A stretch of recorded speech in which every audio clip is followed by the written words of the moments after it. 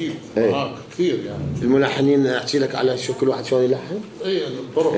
طبعا احكي لكم على شغله غريبه سجلت ببالي. فاليوم انا واستاذ طالب طلعنا من الوزاره دا يجي للاذاعه، ظليت امشي وراه. وصلنا للاذاعه قال اقول لك انت مو كنت يمي، انت ليش ما تمشي بصفي؟ انا كنت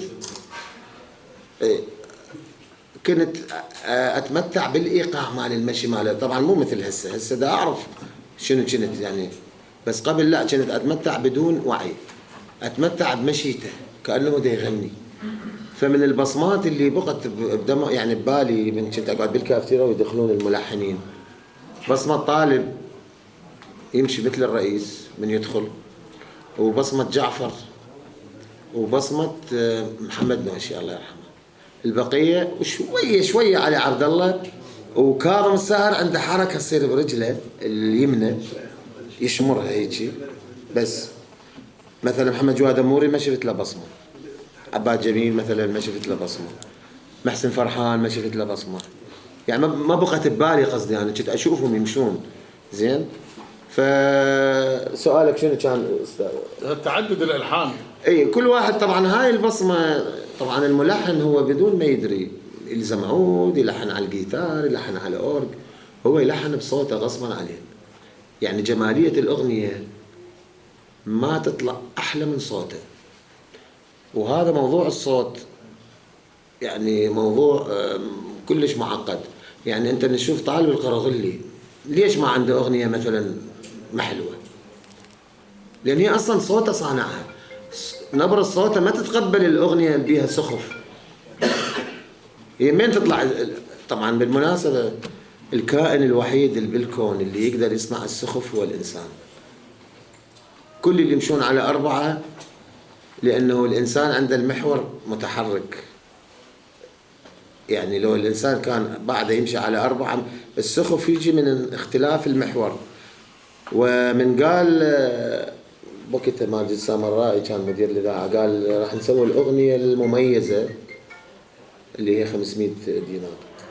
فطالب صارت هوسة قالوا زين احنا شلون يعني هاي شلون راح نعرفها هاي يعني مميزة؟ وهذا قال طالب القرغلي أي جملة لحنية أو لحن ما بي سخف، شوف الكلمة ركز عليها، ما بي سخف أنا أعتبره هو هذا 500 هواية. يعني أنا مهندس أخذ 100 دينار، يعني 500 يعني رقم خيالي، يعني تعادل 3 مليون هسه. عبد الله المسفر كان هيك.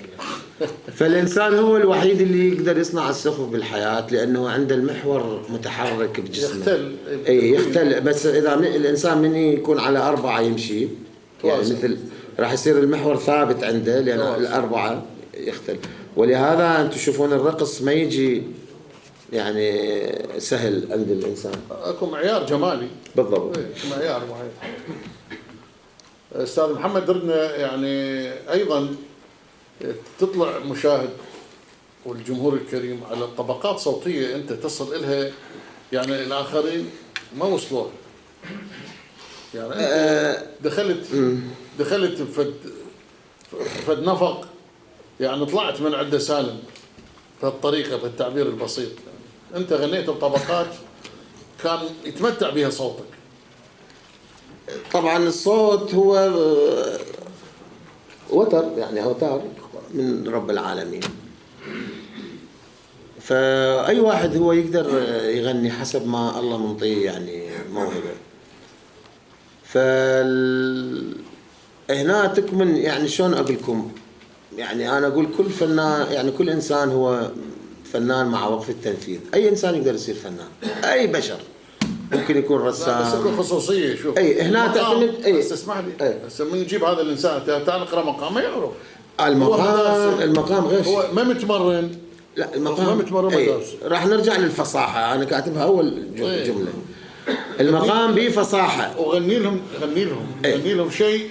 يعني احنا يا التليفونات اذا ممكن يعني واحد يسويها لانه احنا شويه يقول لك الفنان حساس، والحساس عند الحداد، والحداد عروس بالحمام من شلون. فالفنان حساس. فكنا قاعدين يم الدكتور الله يرحمه، كان وياي المخرج عزيز البياع الله فذاك هيك حبيبي قال له دكتور الفنان حساس قال له حبيبي الفنان مو حساس، الفنان محتقر بالعراق، لو عنده احساس ما يصير فنان. شوف شلون ذاك ربط قلب فقال الفن. هي بالفعل احنا حساسين بالفن، بس مو حساسين من نظرة المجتمع. هاي يعني هو الدكتور حكايته صحيح. يعني احنا اكو ناس انا يعني ناس تنظر لكيولي، يا وقول طالب القرغلي بين الفنان الكيولي شعره هو يقطعها بكيفه، فانا كامش الشعره. فاحنا نظرة المجتمع عندنا مو شو اسمه، فاحنا عندنا احساس بالفن بس تحسس في نظرة المجتمع هذا يعني شوي ندخل بالفلسفة احنا دائما. شو اسوي؟ هاي مشاكل النجف بالأربعة. فد ملاحظة اكو وقفة احتجاجية يم كهرمانة علشان الصحفية أفراح الساعة 5 يم كهرمانة وقفة احتجاجية، وتجي أسرة الصحفية المخطوفة. يا ريت نروح والله نلحق.